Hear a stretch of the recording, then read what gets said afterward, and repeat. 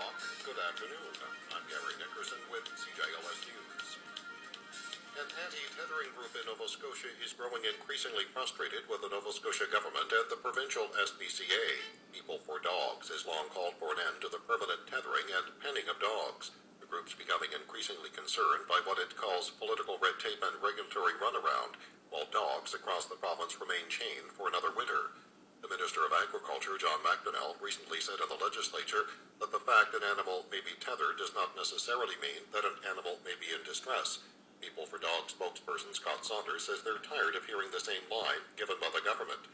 And Saunders tells CJLS they're confused over the position taken by the Nova Scotia SPCA. The Nova Scotia SPCA has told us in the past that unfortunately there isn't legislation in place to prevent such situations as permanently tethered dogs.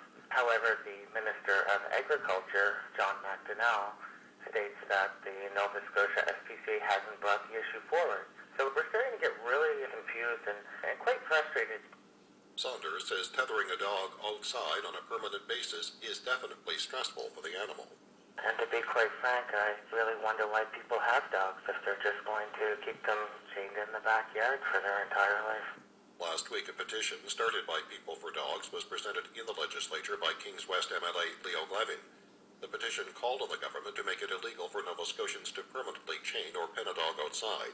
It contained 439 handwritten signatures collected in under 2 weeks, but there were also 1,538 electronic signatures from an online petition. The House of Assembly does not accept online petitions.